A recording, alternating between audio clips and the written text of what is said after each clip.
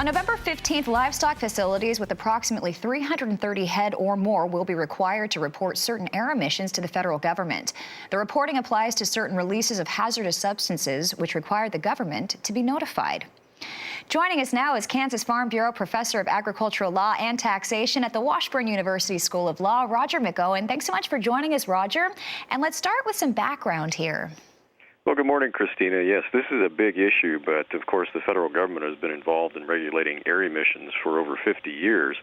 But specifically and most recently under the Comprehensive Environmental Response Compensation and Liability Act, more commonly known as Superfund, as well as the Emergency Planning and Community Right to Know Act, the federal government is to be notified when large quantities of hazardous materials are released into the environment, and that's where livestock operations can come into play. Okay, so what are the latest developments here, and how could this potentially impact livestock producers? Well, the latest developments really go back to 2005, and under both of those acts that I mentioned, the federal government is to be notified when there are large quantities of hazardous materials released into the environment. And once they're notified, then the EPA has discretion to take remedial action in order to further monitor or investigate the situation.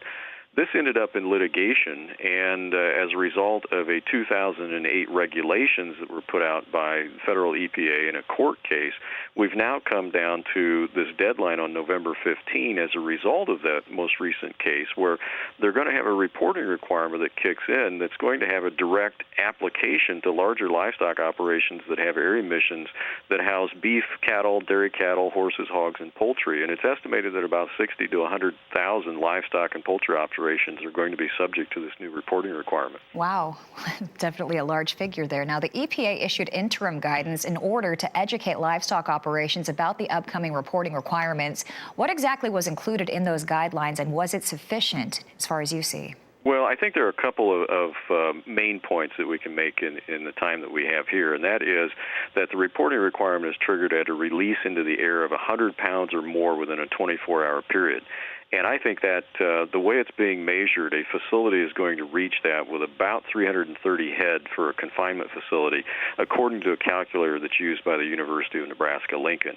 The second point I would want to make is it's not really clear whether that reporting requirement would apply to grass cattle operations. So if the livestock are out on grass, they're not in a confinement facility, I don't think that reporting requirement applies because that's not a facility as I see it, but we do need guidance from EPA on that. Plus, I don't think there's any harm in those types of operations reporting emissions anyway.